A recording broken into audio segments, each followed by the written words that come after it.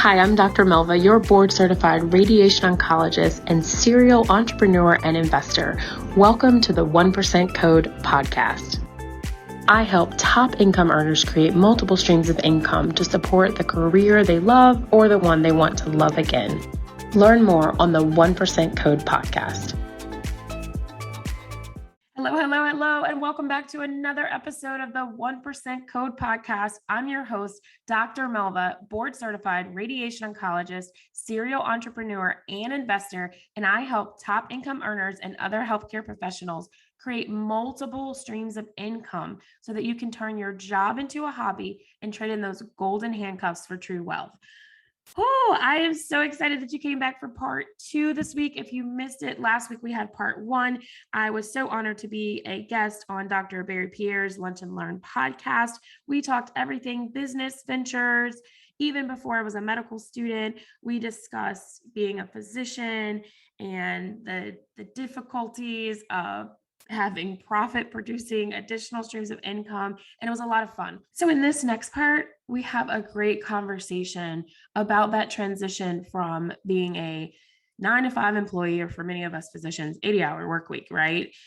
Career only as a sole focus, sole identity, to taking that transition to, okay, there are other traits. What else is possible that we can actually do as career professionals that help us to diversify the wealth portfolio? What does that process look like? What's there? And I hope that you're inspired by listening to this. It was fabulous talking with Dr. Pierre about these topics, and I hope you enjoy this episode.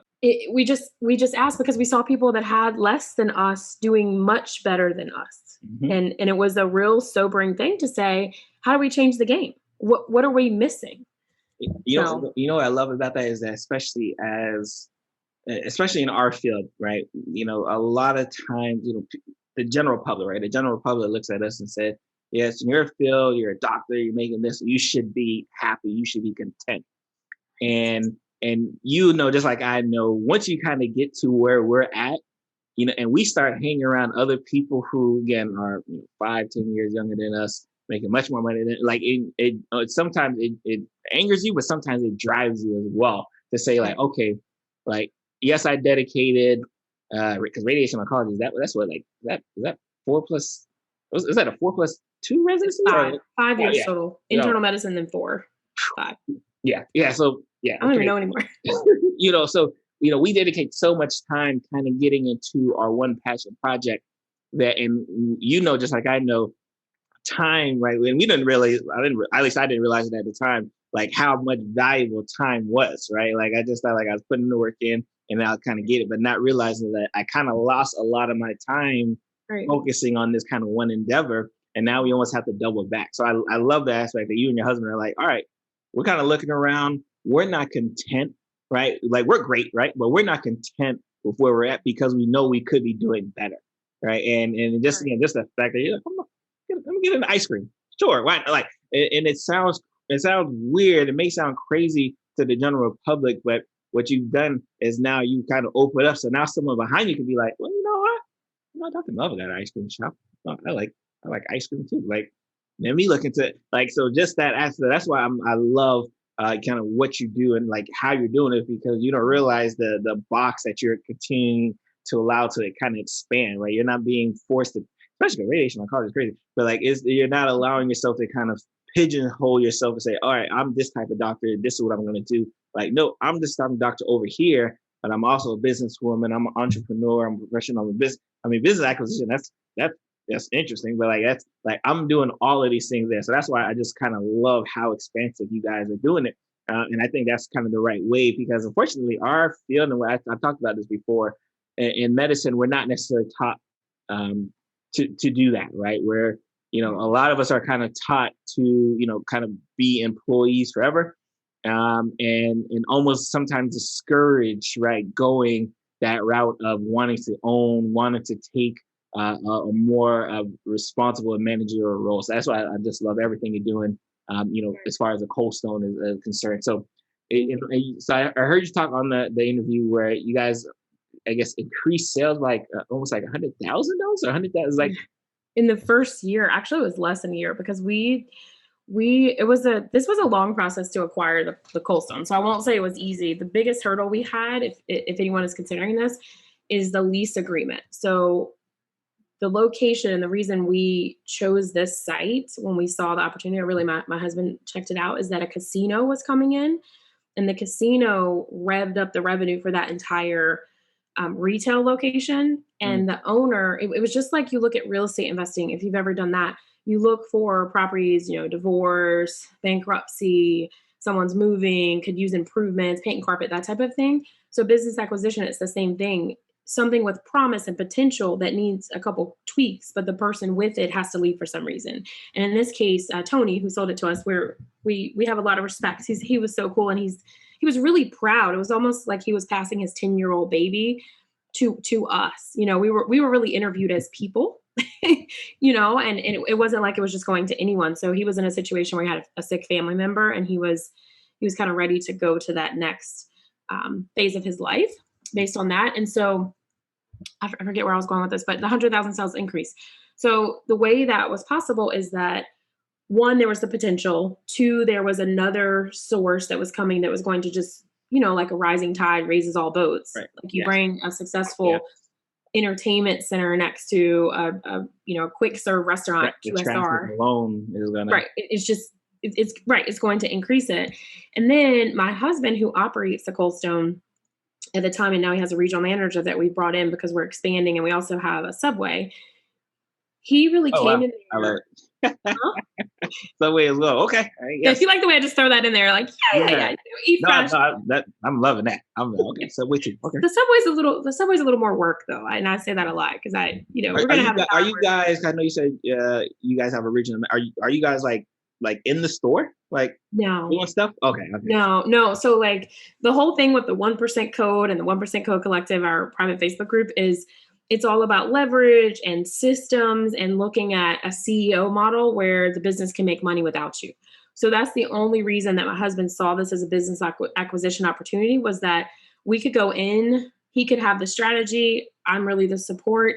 So when we first started, it was fun to like take the kids in there and build ice cream cakes on the weekend. Or, when we first took it over, the manager who'd been there for like 20 years in the whole system of Cold Stone was out. So we were in there like 16-hour days, but that wasn't the goal. Right. But now it's management. So my husband is really the brains behind that. So the increase came because he saw opportunities, as far as like the flow for the orders, adding third-party delivery. They only had one of the Cold Stones, so the efficiency of serving clients, increasing customer service, changing the pay rates, making sure they get tips. It was so many things that he went in. And one of the things I applaud him for is he had no training in the restaurant industry. Like he had owned, or he worked at a Subway as a teenager back when we were dating in high school. He worked at a Subway and I think a couple other restaurants, but he'd never like done, or maybe he did ice cream shop too at some point, but it was just that. And this is what I tell people too. I mean, more employee side, but not necessarily the management administrative side. Yeah, but I think it's more of like untapped potential. So he had these skills, but he was never really in a place that he had a chance to use them. And so skills that he was successful with that got him success in other areas of his life, he was able to take those lenses and his real estate lenses to see improvement. And I think that's cool, because I bet a lot of people listening, they have someone in their life like that who could do that if you were open to it. Instead of saying, hey, you have to have this degree to be able to do this. You don't always need the degree to make a difference and increase sales. I love that aspect, because I think a lot of times we get kind of pigeonholed in thinking that we have to have some type of quote unquote qualifications, right? To get into, that space of, business, running a business. But it's like, no, if you have the traits that will make you a good business owner, good man, good CEO, like, and if you have, again, it's almost like complimentary, like you don't necessarily need to have all of the traits, right? If someone you're partnering with has the ones that you're missing, you guys go together and then kind of prosper in that sense too. That's what I'm loving all kind of facets in that regard, because I think it makes so much sense, and it allows us to kind of continue to be open, right, with possibility. And I think that's one thing that, especially and you probably know too, especially in our field, I feel like a lot of my colleagues, their sadness and their burnout associated with our field, especially in healthcare, is that they feel like their opportunities are essentially closed off. Yeah. Right? Like they have nothing else to do but that, and that they're doing, they hate. Right. So like now they're stuck in this, like, what am I supposed to do? I hate doing the thing that, they pay me to do, but I don't feel like I could do anything else. So that's why I'm just loving everything and just soaking it all in. Especially again, and we kind of talked about this kind of before. I've been following her. She does affiliate marketing, she does all these things there, and even like I know she does real estate, and I like getting a whole restaurant. Like I want to get into real estate now, so I'm just kind of following them. Like, all right, because I just love seeing, and it's just one of those things where like now that I see, like, all right, yeah, look at the other person also doing that. And not necessarily having to quit their day job, like, yeah, you can go ahead and do it too. And really, that's sometimes that mental lock is enough to say, like, oh, I saw someone do it. That means I should be able to do it too. Maybe not to that specific level, but at least like I know it's possible. Right. Yeah. And that's, at the end of the day, whether we fail, whether we sell the restaurants, if we get out of real estate, whatever happens, if I end up staying in medicine forever, like at least you've seen, hey, this is what it looks like. So now build your own story. And when I tell people in any of my courses or classes is, I want my ceiling to be your floor. Like I want you to take what I've done and just do it 10 times better, because I know there are people who could do it better. They could do it differently. And that's really the goal, is like what's possible and what works and cut out what doesn't, and it might work for somebody else. And you dropped such a gem too, because I think especially in I always refer to medicine because we're having both physicians, but like let's say you're not medicine. I think the aspect of failing, being okay, right, is something that we don't grapple with well. And I think on the show recently, I talked about like how I got sued, right? Like someone sued, right? And like in my mindset, I'm thinking, wow, did I fail somewhere, right? So here's this profession where we feel like we have to be 100% correct.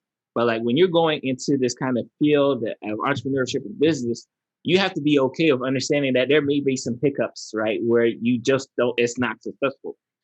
Right. It's what you learn from that hiccup that is going to make you successful the next go around. So that's why I love kind of the encompassing aspect of, what you guys are doing. Because I think it's so important, right? And more importantly, like, and just a quick segue, right? Like, let's talk about what you're doing, right? Like, because we kind of mentioned it before. I'm actually, full disclosure, I'm actually in a 1% Collective private Facebook group as well, too. You should be in it as well. We will definitely make sure the links are in the description. Let's talk about what you're doing, the coaching, like all master. Let's talk about all of that, and tell people where they can get you and find you, and really help get them to the next level too.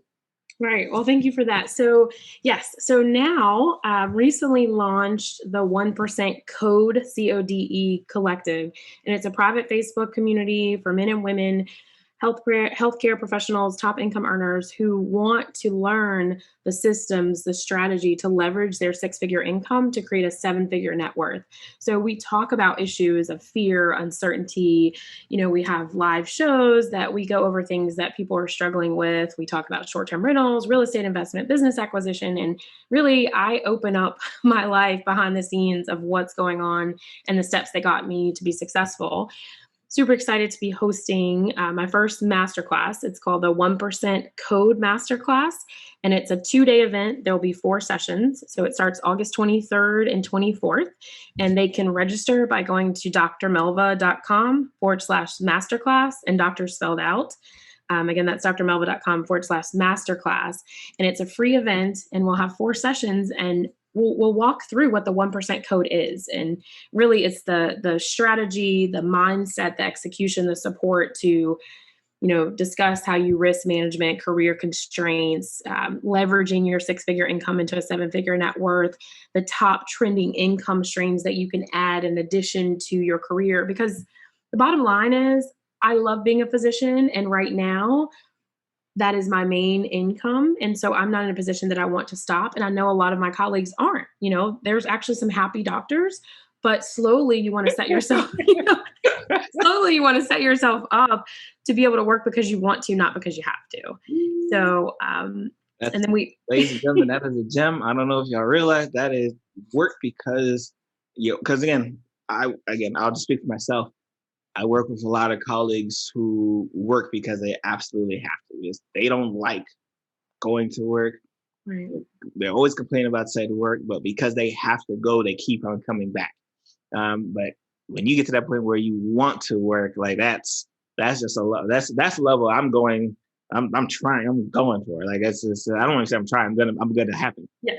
Because I think it's so important. And so this is a two-day masterclass course. Again, remember, links will be in the description. Make sure you're signed up for that. And it is online. Yes, so it'll be online. Once you register, you'll get a link to a Zoom link. It'll also be streamed in the 1% Code Collective. So we'll have more of an interactive. I'm doing sessions. It's 4 sessions. So the first one's at 12 o'clock during lunch, and then the second's at 7 o'clock, and they're different sessions each day. So it's kind of like a 2-day, 48-hour blitz. I know everyone's busy. The recordings will be sent out if you can't be there live. You get a workbook so you can take notes, follow through, and I'll be able to answer questions that you have. And really, I just want to pour into everyone, because one of the things that stopped me was I did so many courses and things where people taught the what and the why, but not the how. I want to give it to you like all. I want to give you the what, why, and how. And then if it makes sense, I do have the 1% circle, which is a high level mastermind, where if you want me to work with you on these items and do the implementation, then you can come and work with me. But I don't want to hold anything back, because I love the fact that people can get value just from, listening to a live or listening to a podcast. And if you can get value, that means I can help somebody else. So that's really where I'm coming from. And talk about the podcast again. I love highlighting my fellow podcast host as well. Let's talk about your podcast. Yeah, so I work with Dr. Nee too. I did his program, and my goal was, and I don't know if he likes this or not, but my goal was, because I taught courses on outsourcing, that you can't do it all by yourself. You don't have the bandwidth to do it all yourself. So my challenge was, can I take your course and have my team work on it to be able to launch a podcast? So I purchased his course and worked with my team, and we launched July 1st. So I think I've just put out my 7th episode. So I'm very new at podcasting. I love it. It's just like, I don't know how to explain it. It's just when someone has listened to what you said and they give you feedback, and then they've made a change in their life, and you're like, oh, you heard me? Like, because you kind of feel like you're just talking to yourself, right? When you're recording. Oh, yes. I think I think I'm on like 184, 85. Congratulations. And I'm still like shocked when a person like, oh, I heard on the podcast when you said, I'm like, oh, how you said, like, I think we're almost sometimes in disbelief that people actually like listen to us, and then more importantly, listen to what we say and then act upon what we say on something that we might have recorded a week ago, 2 weeks ago, a month ago. And I just love podcasting in general. And it's one of those things where, like, yes, I can record, comfort in my home, relax, chilling. And then a month down the line, someone happens to be on, searching the website, like, oh, let me see, and then listen. And all of a sudden they gain value. And I didn't have to like go to them directly. So I love the aspect. And you're definitely right when it comes to outsourcing, because I actually had two VAs myself, and it's I'm just at the point where I just record and then I hand off, and then it gets posted. Like, it's like, and that's such, and again, that's the entrepreneur kind of way, I guess, right? Where like again, I still like my day job, right? Like, I like taking care of patients in the hospital. I don't necessarily have the time to edit it, post it on my website. So, like, I don't necessarily have the time or want to do it.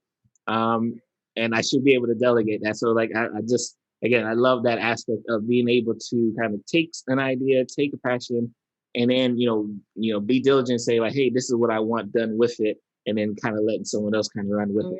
Yeah, I love that. It's all, one of my business mentors always talks about us not doing the tactical things. And I know, especially for physicians and some of my dental colleagues, get stuck on the tactical things. So they don't start the podcast because they're freaked out on the technical. Now, you and I both do technical. I love ClickFunnels backend. I figured out all of Infusionsoft. Like, I can do the technical, but I had a mentor say, hey, that's not where your value is right now. Yes. I don't do it. Nehemiah Davis, he's a person I follow. He's talked about doing like eliminating minimum wage activities. Yes. And a lot of times, it's one of the things where, can I do that? Sure. And a lot of, especially when and I can tell you, lunch community, when you're first starting, you are doing a lot of these things until you start realizing like, I don't want to do these things anymore. And then when you have a system, you're able to pass it off. But and I think, Dr. Melva kind of mentioned it, like system. If you don't have a system, you're not passing nothing off. No. And you'd be surprised the amount of, my colleagues who do a thing, but don't even write down how to do it. So there's no way they could even pass it off. So when I hear Dr. Melvin, this kind of masterclass, I can only imagine this kind of learning, kind of just those steps and those process. And, I think Dr. Melvin's going to be a fabulous coach, right? So if you're, again, especially I have a lot of physician colleagues here who are teeter-tottering. They don't really like medicine as much. Dr. Melva is definitely someone you might want to be in contact with, get in their master class, because here is someone who's done it, and again, we talked about commercial real estate. Do you have any residential real estate or just commercial? I guess it's mixed because it's a... My husband does rentals. He oversees rentals. So we started in the fix or flip, buy and hold. So he's done a lot of properties. And again, I'm that back end support. Well, and again, so you have a coach who has seen so many different avenues, so you don't have to feel like you're constricted and saying like, well, I only like this, and she can kind of help. She'll likely be able to help you on all different kind of facets of being able to kind of. And I hate saying breakaway. I love medicine, I love you. But but being able to kind of break away and be more and expound upon yourself. And I think that's always, always, always key, especially if you want to be in this medicine thing for the long run and don't feel like you're being burnt out and don't feel like you have to. Again, it's no worse feeling, and I don't care how much the job is paying you. There's no worse feeling in that notice of like, I have to do this. I got to drag myself up. Because again, it does not matter how much they pay you. If you hate it, you hate it. You hate it, right. So we talked about the Facebook group. We talked about the masterclass. Anywhere else they can kind of follow you, just kind of listen in. So the podcast is the 1% Code Podcast. I'm on all streaming platforms now. I thought I was on all before, but I realized we hadn't submitted to Google. And I got someone that listened to the podcast and they're like, I loved your podcast, but I'm an Android user. Can you get on Google? And I was like, oh, thank you for the email. I thought I was, and I'm like typing my team, like, we're not on Google, but again, that's that do it imperfectly. So I think earlier this week I found out, it says now streaming on Google Podcast. Yes. But we got it started. Yes. We could probably talk I don't want to keep you because I am the king of just starting stuff imperfectly because we know what paralysis in action looks like, right? We know and want it to be perfect. And if it's not perfect, I'm not going to take an extra step. We have a lot of our colleagues in that same kind of boat. And it's the ones who move, because again, in business, you're not going to be perfect from the start. You got to be perfect as you go along. Right. So I love that. I wasn't on Google. That's OK. We're on Google now. Right. We're on Google now. Yeah. Last week, no. If you're on Android, you wouldn't have found me. No. So again, make sure you download her podcast. Make sure you sign up for this masterclass. I will be there. Make sure you're in her Facebook group. I'm already in there as well, too. And if you really want to, again, take yourself to the next level and you just need some of that coaching, right? You just need someone to be able to help take you from point A to point B to point Z. Right, think about joining her mastermind as well too. Right, yeah, all amazing. 1% Circle, yes, and that information is on my website. So we'll talk more about it in the masterclass. But I love it. Melva Pinn-Bingham, thank you for coming. Thank you for enlightening us. Thank you for really kind of getting us motivated. Again, on Medicine Mondays, Lunch and Learn podcast, we're always talking medical, right? But I'm starting to want to infuse a little bit more business related discussions because I know that's important. I know it's important for the community. I know it's for people who are listening. So thank you again for joining and kind of kicking these things off for us. Thank you so much for having me. This was a lot of fun, Dr. Pierre. This was a lot of fun. Well, I hope you enjoyed listening to part 2 just as much as we enjoyed recording it. Tune in for more next week as we talk more 1% code. Thanks for listening. If you enjoyed this episode and you'd like to help support the 1% Code podcast, please share with others, post about it on social media, or leave a rating, and I would love your 5-star review. To catch all the latest from me, you can follow me on all social media channels at Dr. spelled out DoctorMelva at Dr. Melva. And I want to make sure that you and anyone else you know that would benefit from the 1% Code podcast is a member of my private community on Facebook, the 1% Code Collective.